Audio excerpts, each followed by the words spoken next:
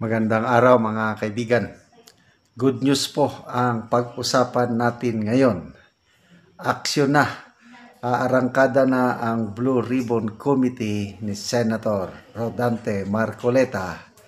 Nanginginig nagtuhod ang mga, alam niyo na, ito, sa post ng Ang Balita Ngayon, title, Senator Marcoleta iimbestigahan ang korupsyon sa mga flood control projects. Okay? So, tiwala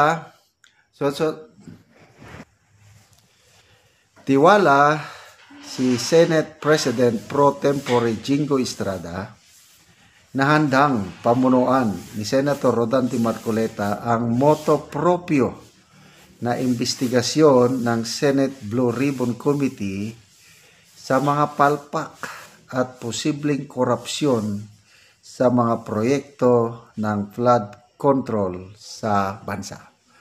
Moto proprio ito Ibig sabihin, sariling initiative lang ng chairman. Kahit wala ng resolusyon, moto proprio Humanda na kayo, lintik lang ang walang ganti. Sa isang press conference sa Parañaque City, ibinunyag ni Estrada na may agarang plano na si Marcoleta bilang bagong chairman ng Blue Ribbon Committee na busisiin ang mga proyektong nabigo sa layuning pigilan ang pagbaha, lalo na matapos ang serye ng malalakas na bagyong tumama sa Pilipinas.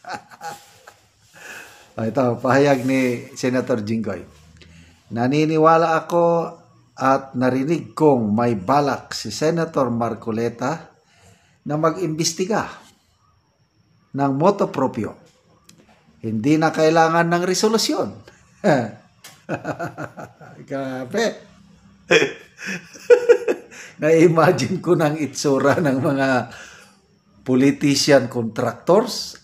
Patay sila diyan. Bunsod ito ng lumalakas na panawagan mula sa mga senador na imbestigahan kung bakit patuloy ang pagbaha sa kabila ng bilyong-bilyong pundo para sa flood control infrastructure. Ayon kay Estrada, hindi hadlang ang pagiging neophyte ni Marcoleta sa Senado, lalo na't may legal na kaalaman at karanasan ito mula sa mababang kapulungan. May napanood akong interview ni Karen Davila kay Senator Francis Escudero. Sabi ni Karen Davila na, bakit ganun? Ang sabi ng iba, sabi ni Karen, sino naman yung iba? Bakit daw ibinigay sa baguhang senador? Kadalasan, ang Blue Ribbon ibinibigay sa mga veterano. Bakit? Anong dahilan? Ang gandang paliwanag ni Senator Escudero na hindi baguhan si Marcoleta, matagal na yan sa Kamara. Nagsama kami doon. Alam niya ang gagawin niya. Baguhan lang sa Senado, kailang sa trabahong ito. Kayang-kaya niya ito.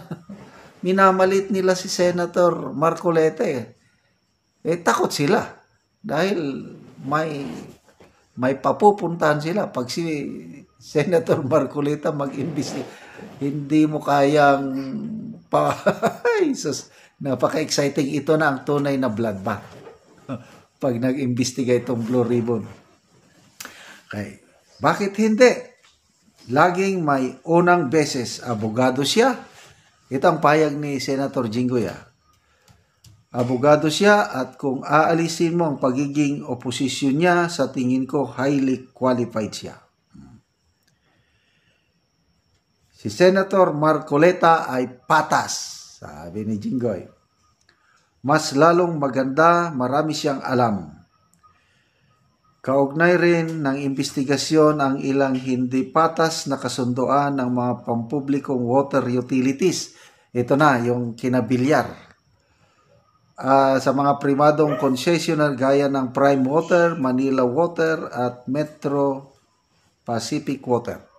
Subalit, sa ngayon, tila nakafocus ang unang hakbang ng Blue Ribbon sa issue ng flood control projects na may direktang napapanahong epekto sa buhay ng mga mamamayan ngayong typhoon season. Yan. Senator Marcoleta, iimbestigahan ang mga flood control projects. Patay sila ngayon. Okay, yung nabasa kong article kanina, nakalimutan kong newspaper. Si Senator Erwin Tulfo, nabanggit niya na ito na napag-uusapan na namin yan. Iimbestigahan namin. So, kasi ang nakakarating sa mga senador, maraming politiko na contractors na rin sila. I think Senator Lacson ata nagsabi na noong 2022 meron na daw 67 na lawmakers na at the same time contractors. Baka sa ngayon nadagdagan na. Kaya nga yan ang isang iimbestigan. Politicians as contractors, talagang madugo ito. Yung sabi ng Pangulo na paiimbestigan niya, wala akong masyadong aasahan doon kasi ang mag-iimbestiga DPWH din eh.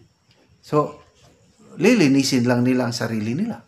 Kasi mabubuking sila lahat. Pagdating dito sa Blue Ribbon Committee, talagang masisisanti sila. Mababalatan. At dito, sigurado ko, at the end of the day, pagkatapos ng hearing, meron at merong makakasuhan.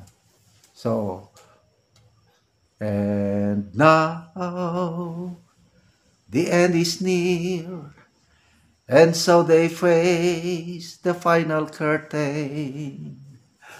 My friend, I'll state clear, I'll state my case of which I'm certain. Basta, the end is near. Humanda na kayo, lintik lang ang walang gante. Yan ang pahayag ni Senator Marcoleta. Article sa ABS-CBN. Title, Politicians as Contractors?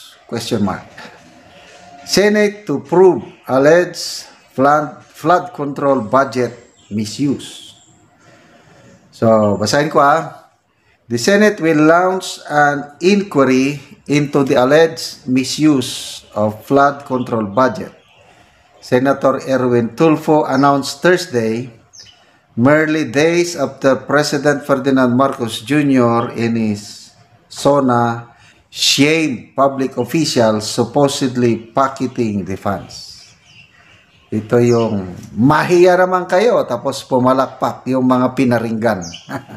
Tinawag ni Mayor Benji Magalong na mga manhid.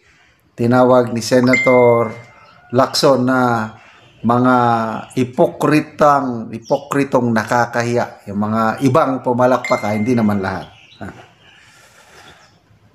Sabi ni Senator Erwin Tulfo, ganito, we have talked about it already. Papasilip yan. As a matter of fact, may bill na final. Sige kasi ang problema dyan. Marami daw mga politiko, ang kanilang trabaho is, ang kanilang sideline ay mangontrata mga kontraktor. Ito rin yung sinasabi ni Mayor Benji Magalong. Mga politiko, sila gihapon ang kontraktor. Sila ang nagsingit, budget insertion sa GAA, singit nila sa DPWH, mamaya sila rin ang kontraktor. Only in the Philippines.